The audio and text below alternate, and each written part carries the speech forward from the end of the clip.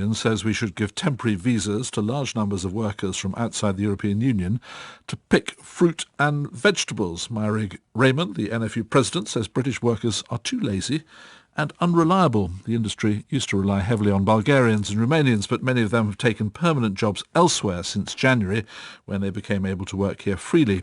In June, we reported on this issue when our reporter Andrew Bomford met 10 British workers on their first day picking onions. Have you done this kind of work before? Never. It's the first time, so it's going to be an experience. I think a lot of British people they think they're above this kind of work, I think. How long are you expecting to do this job for? Hopefully until it finishes, which is about 5 months. Well, they don't turn up on time. I think that's the first thing. They're not able to last the working day, and their commitment is such that they probably don't last the working week. By the end of the week, on my last experience, I had 1 out of 7. Well, that last voice was a farmer, Christine Snell, and her prediction proved accurate then. Out of the 10 British workers, none of them lasted more than a few days in the job. We're joined by Anne McIntosh, Conservative MP for Thirsk and Moulton, who chairs the Rural Affairs Select Committee, and by Sir Andrew Green, no relation of the political correspondent we just heard from Australia, I imagine, of the organisation Immigration Watch. Good afternoon to you both. Good afternoon. Good afternoon. Anne McIntosh, it's quite a thing to say that your own workers are too lazy, British workers are too lazy for this sort of thing. I would have thought it's quite controversial to say that. I know students used to do the picking and harvesting, and in my own area of North Yorkshire, most recently we've had Latvians, Lithuanians and Poles who have a very strong work ethic, who have been doing the work. A number of colleagues have raised this with me in areas where they are deeply dependent on workers from out of the country, and I know there's been great concern that the seasonal agricultural workers scheme came to an end, and it's something that I personally would like to revisit. Well, so Andrew Green, before we talk about the immigration side of this, just what do you make of this fact that seems to be emerging, this impression about our own workers, British workers? Well, I think it's shocking, and I really don't think that we should be describing our own young people in that way. If there are problems of that kind, it's surely for the employers to do a bit of training, impose a bit of discipline, look at the wages, and if it's a question of the benefit system and how that works, if that is in some cases a deterrent, then the government needs to look at that. But I think that's, if I may say so, that's a shocking approach to this issue. We should see it more as an opportunity. Those jobs are there. We have 2 million unemployed. A fair number of those are young people, perfectly able to do the job, and we should be doing everything possible to get them into that work.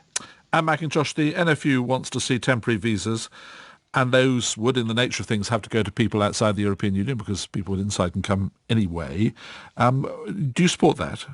Well, I'd like to know what has changed since locally we've seen the Baltics and Poles, as I said earlier, doing this work. What has changed that they're now no longer able to do the work, and that the student population has seized up? I personally would like to see a review of the seasonal agricultural workers scheme itself before we considered opening it up to third countries. I think the problem, probably why there's fewer students available, is that they're now going to university and higher education in droves, and they want full-time work.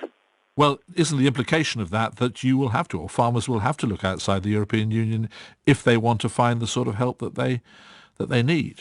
Well, we need to know why the stock of seasonal workers from within the European Union has dried up, and I don't have the answer to that. What's your response to the NFU proposal, Andrew Green? If they say they need it, why shouldn't they have it?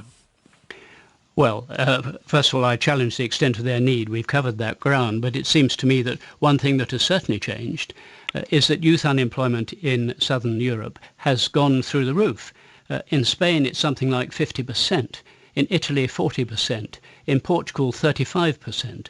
We have an open labour market with the European Union of a total of 500 million people. And in those circumstances, to suggest that we should start importing people from the Ukraine or Croatia or somewhere seems to me quite extraordinary. We have a huge pool of labour, both in Britain and also in the European Union, and we must surely look to that first. And there's a wider point too, if I may just add it, which is this. We have had immigration running at 250,000 a year for the last 10 years. If that continues, it will add 12 million 12 times the population of Well, that's a Birmingham. much broader point. Well, it is a broader point, but the point is this, that the government must continue to take tough decisions if they're going to get this massive level of immigration down. And Macintosh, just for the record, did people who came under the scheme in the past, did they by and large go back to their own countries once their visas had expired? Or found alternative work. I've had no knowledge of anybody overstaying their visa. And of course the Latvians, Lithuanians and Poles were within the European Union, so that wouldn't have applied. So perhaps this wouldn't be a problem, Sir Andrew Green, if that's the history? Well, there are no exit controls, as you probably know, and there's no record of people leaving, so there's no way you can say whether or not they've gone. What you can say is whether it is right and sensible to take a further risk on tens of thousands of more workers, when, as we've already said, there are very large numbers who could be brought into the labour force. We must leave it there. Sir Andrew Green and Anne Macintosh, thank you both very much indeed. That brings us to our closing headline.